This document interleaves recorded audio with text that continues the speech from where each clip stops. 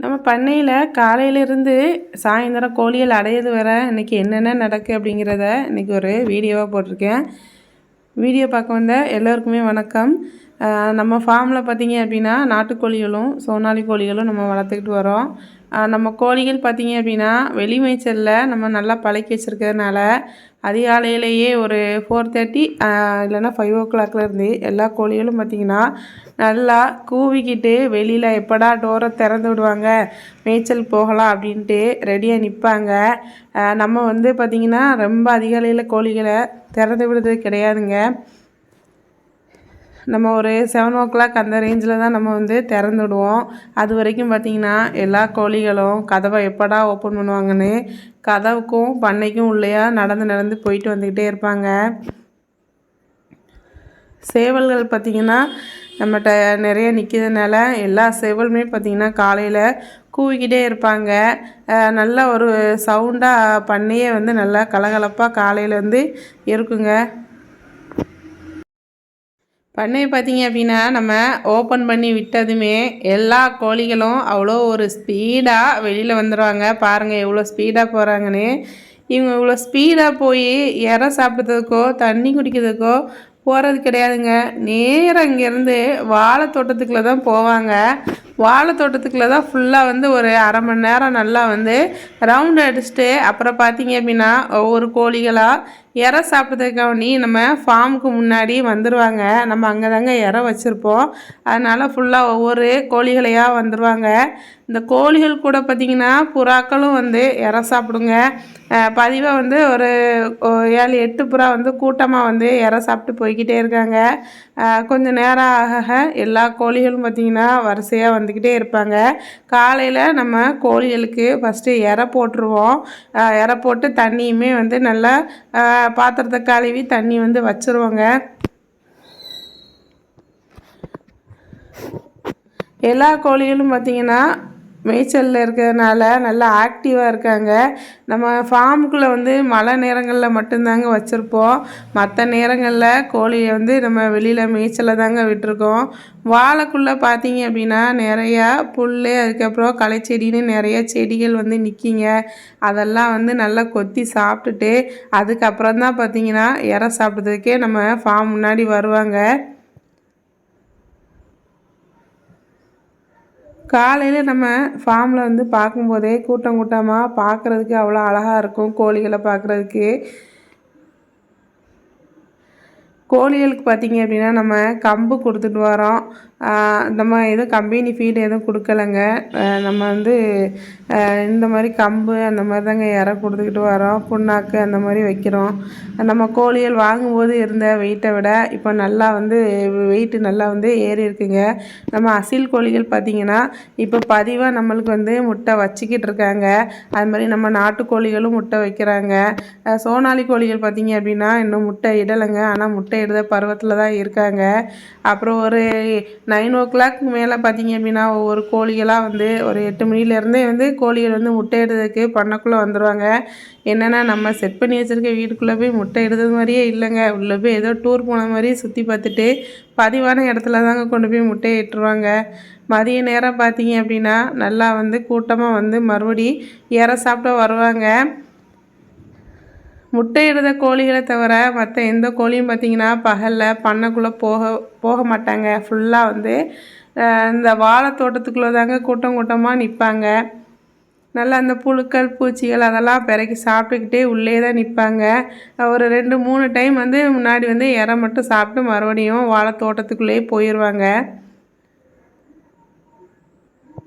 அப்புறம் பார்த்திங்க அப்படின்னா மறுபடி ஒரு 3 மணி 4 மணிக்கு கொஞ்சம் கோழிகள் மறுபடியும் வருவாங்க. அப்புறம் இறை சாப்பிடுவாங்க, போயிடுவாங்க. இந்த மாதிரியே தாங்க காலையிலேருந்து இந்த கோழிகள் வந்து மாற்றி பண்ணிக்கிட்டே இருக்கிறாங்க. சேவல் பார்த்திங்க அப்படின்னா ஃபஸ்ட்டு ரொம்ப சின்ன சைஸாக தெரிஞ்சுது. இப்போ பார்த்திங்கன்னா கோழி சேவலுமே வந்து நல்லா வெயிட் வச்சிருச்சுங்க. வெயிட் வச்சு வருது. நம்ம கூவிட்டதால கோழி எல்லாவையுமே மிதிக்க ஆரம்பிச்சிருச்சுங்க. இன்னும் நம்ம சோனாலி கோழிகள் பார்த்திங்கன்னா முட்டை வச்சுருவாங்க. முட்டை வச்சா நம்ம அதை ஒரு வீடியோவாக எடுத்து போட்டுடலாம். மணி இப்போ பார்த்திங்க அப்படின்னா ஒரு 4:30 அந்த ரேஞ்ச் இருக்குங்க ஈவினிங்கு. கொஞ்சம் கொஞ்சமாக இப்போவே வந்து வாழை தோட்டத்துக்குலேருந்து கோழிகள் வந்து வருவாங்க. ஈவினிங் ஆக போகுது இல்லையா, அதனால் வந்து சில கோழிகள் வந்து சீக்கிரமாக ஃபார்முக்குள்ளே போய் அடைஞ்சிருவாங்க. சில கோழிகள் பார்த்திங்க அப்படின்னா அந்த வாழை தோட்டத்தை விட்டு வர்றதுக்கு மனசு இல்லாமல் அப்போ தான் இன்ட்ரெஸ்டாக இருந்து மேய்ஞ்சிக்கிட்டு இருப்பாங்க.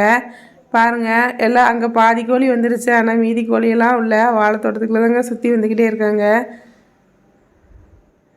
பச்சை பசேன்னு இருக்க இந்த இடத்துக்குள்ளே பார்த்திங்கன்னா கோழி எல்லாம் அப்படி நின்று ஆக்டிவாக வந்து இலைகளையும் புழுக்களையும் கொத்தி சாப்பிட்றத பார்க்குறதுக்கே வந்து நல்லாயிருக்கும். ஈவினிங் டைமில் வந்து காலையில் எப்படி நம்ம ஃபார்ம் வந்து நல்லா கலகலப்பாக கோழிகள் சவுண்டில் இருக்குமோ அதே மாதிரி ஈவினிங்கும் அதே மாதிரி கலகலப்பாக இருக்குங்க நம்ம ஃபார்ம் வந்து.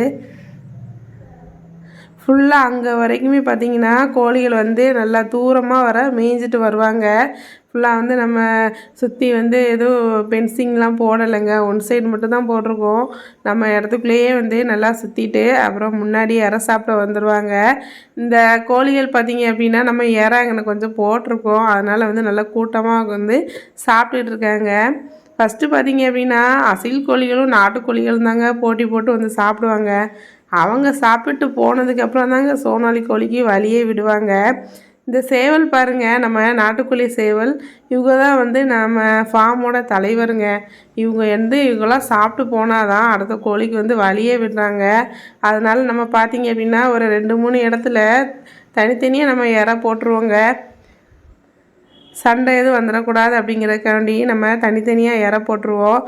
அப்புறம் அவங்க கூட்டம் கூட்டமாக வந்து சாப்பிட்டு ஃபஸ்ட்டு வந்து நம்ம அசில் கோழிகள் வந்து ஒரு 5:30க்குலாம் பார்த்திங்கன்னா ஃபார்முக்குள்ளே வந்து போயிடுவாங்க, சீக்கிரமாகவே போயிருங்க. ஆனாலும் இன்னும் பாருங்கள், வாழை தோட்டத்தில் இன்னும் வந்து அந்த சோனாலி கோழிகள் வந்து இன்னும் உள்ள நின்றுக்கிட்டு தான் நிற்காங்க. நம்ம அசீல் கோழிகள் வந்து இப்போ முட்டை வைக்கிறதுனால நம்ம முட்டையை வந்து சேல்ஸ் பண்ண ஆரம்பிச்சிட்டோம். கோழி நார்மல் முதல்ல பார்த்திங்க அப்படின்னா முட்டை சைஸ் வந்து ரொம்ப சின்னதாக இருந்தது. இப்போ பார்த்திங்கன்னா நம்ம நாட்டுக்கோழி முட்டை சைஸ்லேயே நல்லா நார்மலாக வந்து முட்டையிட ஆரம்பிச்சிட்டாங்க. அதனால் பார்த்திங்கன்னா இப்போ நம்ம முட்டைகளை வெளியில் வந்து சேல்ஸுக்கு கொடுத்துக்கிட்டு இருக்கோங்க. அது இல்லாமல் நம்மளும் வீட்டுக்கு வந்து நம்மளும் சாப்பிட்டுட்டு இருக்கோம். ஃபஸ்ட்டு வந்து நம்ம வீட்டுக்கு வந்து ஹெல்த்தியாக சாப்பிடணும் அப்படிங்கிறதுக்காண்டி தான் நம்ம கோழியை வளர்க்க ஆரம்பித்தோம். அதனால் நமக்கு போகத்தான் வெளியில் வந்து சேல்ஸ் வந்து பண்ணுறோங்க. நம்ம முட்டைகளை பார்த்திங்க அப்படின்னா வீட்டுக்கு பக்கத்தில் இருக்கிறவங்க தெரிஞ்சவங்க அவங்களே பார்த்திங்கன்னா வாங்கி வச்சுருந்தாங்க. முட்டைக்கு வந்து ரொம்ப டிமாண்ட் இருக்கிறதுனால நம்ம ரொம்ப மெனக்கெட்டெல்லாம் விற்க வேணாங்க, முன்னக்கூட்டியே நம்மக்கிட்ட சொல்லி வச்சுருக்காங்க. அவங்களுக்கு வந்து நம்ம ஒரு 2 நாள் 3 நாளுக்குள்ளே முட்டையை சேர்த்து வச்சுட்டு அப்புறம் கொண்டு போய் நம்ம வந்து கொடுத்துருவோங்க. அடுத்ததாக பார்த்திங்கன்னா நம்ம ஃபார்மில் சோனாலி கோழிகளும் முட்டையிட ஆரம்பிச்சிருவாங்க. முட்டை இட்டுட்டாங்க அப்படின்னா நம்ம அடுத்து இன்குபேட்டர் வாங்கலாம் அப்படின்ட்டு ஒரு ஐடியா இருக்குது. நம்ம அதில் கொஞ்சம் முட்டைகளை பொறிக்க வைக்கலாம், கோழியாகவும் நம்ம வளர்த்து விற்றுக்கலாம் அப்படின்ட்டு ஒரு ஐடியா இருக்குங்க. கோழிகள் சோனாலி கோழிகள் வந்து முட்டையிட ஆரம்பித்தோடனே நம்ம அந்த முயற்சி வந்து ஸ்டார்ட் பண்ணிடணும். இந்த சேவல்லாம் பார்த்திங்க அப்படின்னா அந்த ஒயிட்டு பிளாக் இருக்கு இல்லையா, இதெல்லாம் வாங்கும்போது சின்ன சேவலாக இருந்ததுங்க. இப்போ நல்லா வந்து நல்லா வெயிட் வந்துடுச்சு. நம்ம அதே மாதிரி இந்த மொட்டைக்கழுத்து கோழி நம்ம 2 குஞ்சு தான் பொரிச்சுது. அந்த 2ஐயுமே அது ரொம்ப சேஃப்டியாக நல்லா வந்து வளர்த்துட்டு வருதுங்க. அது ஒரு நல்ல ஒரு தாய், அமைதியாக பொறுமையாக அதோட குஞ்சுகளுக்கு இறையும் கிளச்சி கொடுக்கும். அவங்களும் பார்த்திங்கன்னா ஒரு 5:30க்குலாம் வந்து பண்ணைக்குள்ளே ரொம்ப சீக்கிரமாக போயிடுவாங்க. அப்புறம் பார்த்திங்கன்னா ஒவ்வொரு கோழிகளாக பண்ணைக்குள்ளே போக ஆரம்பிச்சிருவாங்க. மணி பார்த்திங்கன்னா ஒரு 6 6 மணி ஆயிடுச்சுங்க. எல்லா கோழியுமே அப்படி கொஞ்சம் கொஞ்சமாக வந்து ஃபார்முக்குள்ளே வந்துடுவாங்க. ஃபார்முக்குள்ளே பார்த்திங்க அப்படின்னா அவங்க மேலே கம்பியில் அந்த மாதிரி தாங்க மேலே அடையிறாங்க. அதுவும் இல்லாமல் அவங்களுக்குன்னு பதிவாக வந்து இடம் இருக்குது. அந்த இடத்துல வேறு கோழி போனாலும் சண்டை போடுறதாங்க. அவங்க தான் அதே இடத்துல வந்து அடையிறாங்க. ஒவ்வொரு இடமும் அவங்க தனித்தனியாக அவங்களுக்குள்ள இடத்துகளில் போய் கோழிகள் பார்த்திங்கன்னா அப்படியே அடைஞ்சிருவாங்க. நம்ம வெள்ளை குஞ்சு கோழியை பாருங்கள், தாய் கோழியை அதோட குஞ்சை வச்சுக்கிட்டு நம்ம வீடு மேலே படுத்து கிடக்கலையா. ஆனால் இவங்களும் ஒரு 10 நிமிஷம் கழித்து பார்த்திங்க அப்படின்னா கம்பி மேலே வந்து ஏறிடுவாங்க. அந்த நம்ம குஞ்சும் பார்த்திங்கன்னா மேலே ஏறிடுங்க.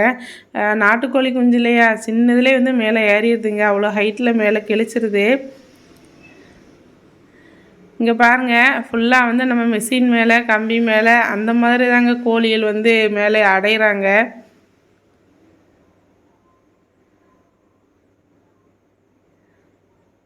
அப்படி எல்லா கோழியுமே பார்த்திங்கன்னா உள்ளே வந்து கொஞ்சம் கொஞ்சமாக வந்துட்டாங்க.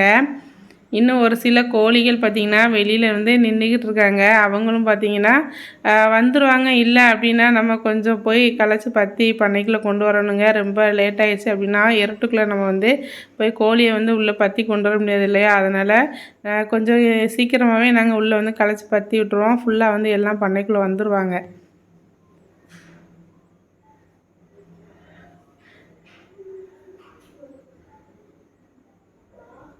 பாருங்கள், நம்ம மொட்டைக்கழுத்து கோழி மேலே ஏறிக்கிட்டு அதோட சின்ன குஞ்சை மேலே ஏற சொல்லி ட்ரைனிங் கொடுக்குதுங்க. அந்த குஞ்சுகளும் மேலே கிழிச்சு பார்த்துட்டு அப்புறம் ஏற முடியலை அப்படின்னு ஒன்று அந்த தாய்க்கோழி கீழே இறங்கி வந்து தன்னோட குஞ்சு கூட நம்ம வந்து எப்போதும் ஒரு அதுக்குன்னு வச்சுருக்க செட்டப்புக்குள்ளே போய் அடைஞ்சிருங்க. வீடியோ பார்த்ததுக்கு ரொம்ப நன்றி.